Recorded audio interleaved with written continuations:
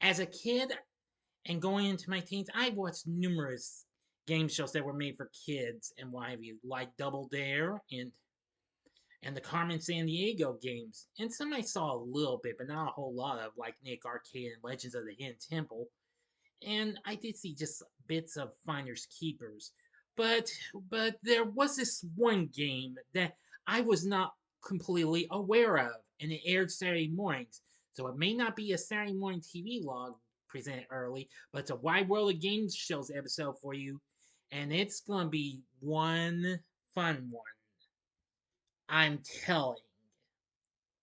What? That's the name of the game. And here it is on Wide World of Game Shows. Big D's Entertainment Rankings and Reviews presents Wide World of Game Shows. Greetings, my fellow YouTubers. I'm Duel, the Big D to you. This is Big D's Entertainment Rankings and Reviews, and we're back with the first new episode of Wide World of Game Shows of 2025. Now, in this episode, I am going to be talking about another rare gem of a kids game show. Now, I've talked about a lot of them, and I've seen a few of them, except maybe for this one. And it aired Saturday mornings, but it came on at a time when I couldn't catch it and what have you. But it is pretty funny, though, especially after I encountered it more recently. And it's a game that kind of makes you feel like you're seeing the Newlywed Game, except in a kiddie way, and it involves brothers and sisters telling how well exactly what they're saying and what have you. But not well, you get what I'm saying. I hope. So now, because I am telling you that this here episode of Wide World Game Shows, the game I'm going to be talking about is I'm telling. I'm Telling was a kids game show that originally premiered on NBC's Saturday morning lineup in September of 1987. The show was produced by Deke along with Saban, and it involves, well, brothers and sisters telling exactly what they're thinking of one another. Now, I'm telling, well, this isn't going to be too easy of a game show to talk about. But after watching it, I gotta say, I really wanted to try and do it. But I had to watch some episodes before I could do this. So that's why I kind of had to delay it to now. But now you finally get your chance to see this rare gem. And let me tell you something, it's a whole lot of fun. And let me go ahead and show you a shot of someone you'll see. Usually I wouldn't show much of the host, but I'll go ahead and show it to you. If you don't know who this is Laurie Faso, who actually later went on to voice Raphael in Teenage Mutant Ninja Turtles 2 The Secret of the Ooze.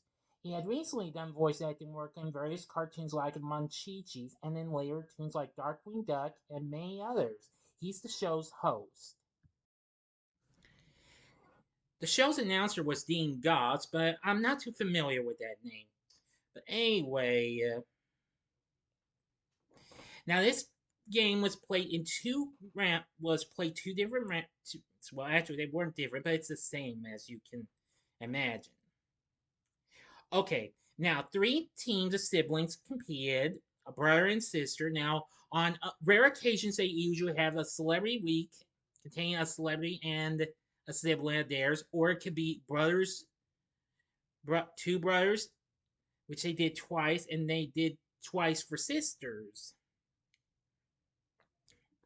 Now, the front game was played in two rounds. In the first round, the brothers were teleported to the isolation zone, which that used special effects and a video edit. For example, taking off stage to a soundproof room, which you probably knew that. Anyway, one of three pun-styled categories was chosen at random by hitting a plunger, which they do one contestant at a time to do that, and then they go into the second one, and so on. After that, Faso read a question loosely based on the chosen category. Three questions were played, with each sister choosing one category, and all three sisters responded to every question.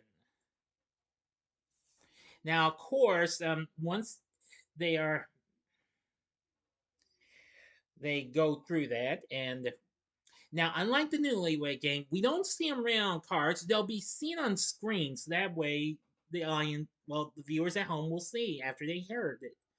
After his sister's answers were, because their answers were recorded, and the brothers were brought back on stage from the isolation zone and asked the same three questions. If a brother's response matched his sister's, the team scored 25 points for the first question, 50 for the second, and 75 for the third. The responses disagreed. No points were awarded. Round two was played in the same manner, but with the sisters taking off stage and the brothers providing initial answers. The question values were increased to 50 for the first one, 75 for the second, and 150 for the third. The game continued until both rounds were completed or one team had built up an insurmountable lead.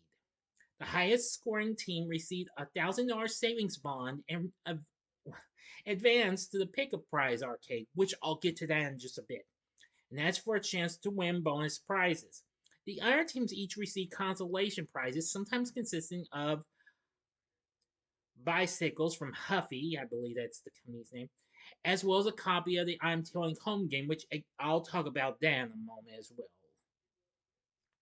If two or all three teams were tied in, for first place after the second round, a tiebreaker question was asked to determine the winner. Before the show, the producers filled a large container with many of the same objects, and each team wrote down their guess at the number of objects. Whichever team came with the closest to the actual number while going over advanced to the Pick a Prize arcade. Now then, for the Pick a Prize arcade portion, at the end of the game, the set was rotated 180 degrees to reveal the Pick a Prize arcade. 20 prizes were displayed, 10 designated for each sibling. The brothers' prizes sat on yellow platforms while the sisters sat on pink ones. And a strobe light and push button were placed next to each prize. Prior to the show, each sibling chose the 6 prizes that he or she thought the other would most like to have. The home audience was shown one sibling's choices, after which the other one selected 6 prizes by pushing their buttons. Every time the siblings' choices matched, a siren sounded and a light next to that prize flashed. But if not, then it don't count, as you probably know. After both siblings had taken a turn, the team won all prizes they had matched. But if by any chance they made at least 10 matches between them, they won all 20 prizes, which I thought was really cool. Anyway, now, while most shows of I'm Telling featured brother and sister teams, now this is what I mentioned earlier, special episodes were also aired in order to accommodate siblings of the same gender, known as Brother's Day or Sister's Day, which there were 2 episodes of each of those, in which the teams would be all male or all female youthful stars of NBC's primetime series. Also played with their real life siblings for charity on 2 episodes known as Celebrity Day, which you can find all episodes for Brothers Day, Sisters Day, and Celebrity Day exclusively on YouTube. I'll explain more in a little bit. And I actually did see all those. Now, of course, I, they actually did have some pretty good ones on there. Yeah, because the first one I saw had the late Shan Doherty, who was who we sadly lost last year, who of course was on the show Our House that was on NBC at the time, as well as Mackenzie Aston from The Facts of Life, and yes, his brother Sean was with him, and then Heidi Ziegler from Rags to Riches. Well, fortunately, I think right before the show was even dropped, but I think it was still going at the time before it was even dropped. Like I said, I've never actually watched I'm Telling as a kid, unfortunately. I missed out on this one. Now, when I saw the other one, we had Chad Allen, also from Our House, playing. The other being Benji Gregory, whom we also sadly lost last year. You may remember him as Brian Tanner from Alf. and Amy Foster, Punky Brewster, which was formerly an NBC hit, but was still being shown but was now showing in syndication. So in fact, it was considered to be like that since NBC did distribute the show even with the aid of Columbia Pictures Television. Okay, now where was I? Oh yes. Now there was an overall total of 26 episodes that were produced and aired for its run. The show ended in March of 1988. However, the show continued in reruns until August of that year. A year after that, the Family Channel aired it three times from 1989 to 1990. Well, yeah, one whole year from 1989 to 1990 for September. Then from August of 1994 to September of 1995, and then was dropped again, but returned a month later on October 30th, 1995, and ran till March of '96. After that, the show was never seen again.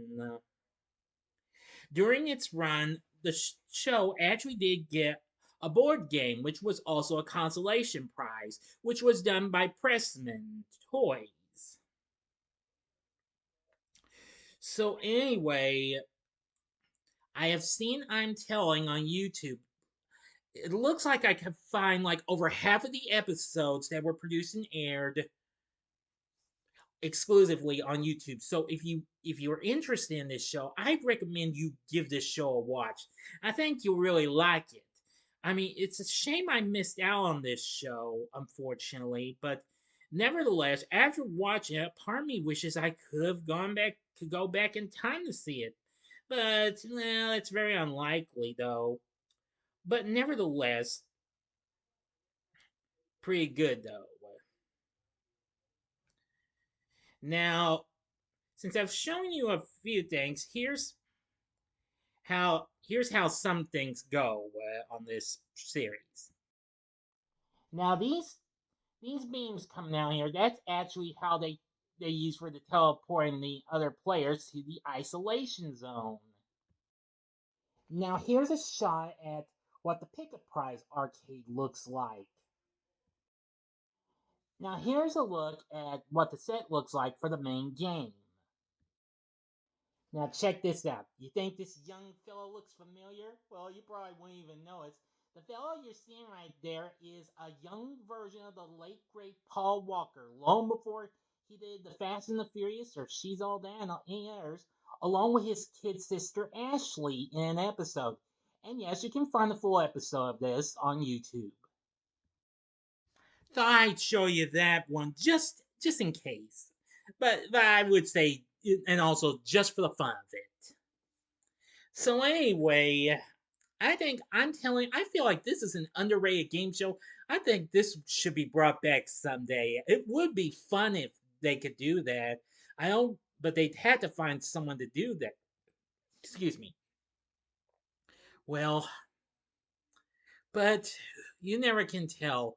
But like I said, you can find like over half the episodes on YouTube.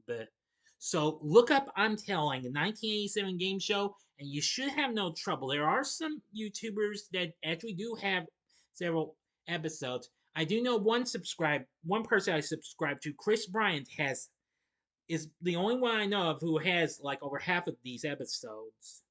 So he be your best choice, your best choice and chance to check this show out. So now you know about I'm Telling. So what did you think? Have you ever watched I'm Telling as a kid? But before I finish this, I will say this aired in the late morning hours, and unfortunately, this was on at the same time the ABC Weekend Special was on, and CBS was airing Kid Video, which had just been canceled by NBC. Was also produced by NBC and Saban, which I think this was their second series after that. And and then of course that the reruns of that was replaced with Galaxy High in school later on CBS.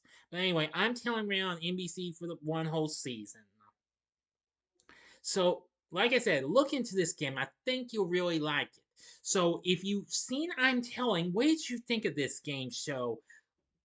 Tell me in the comment section below. And if you like this, click the like button, subscribe, and be a part of the Big D Nation. Continue to help support my channel. Make it grow and make the views grow. Tell all your friends about my channel. Get them to know me. Maybe they'd like to be a part of my Big D Nation. Or share my vids with your friends if you like. And join me next time when I bring to you my next Do You Remember episode, and it'll be on Owl TV. And we'll have another episode of Wide World of Game Shows coming for you later in the month with Lingo.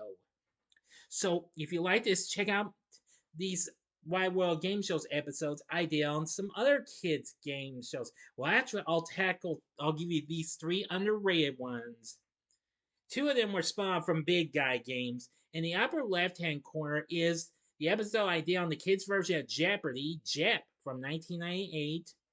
The upper right hand corner is the episode on Wheel 2000, which that's the kid version of Wheel of Fortune. Or if you'd like another underrated game, check out the episode I did on Pick Your Brain from 1993.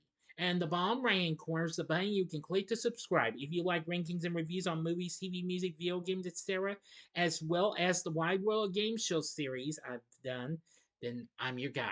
Thanks for watching. Until next time, I'm the Big D saying, see ya.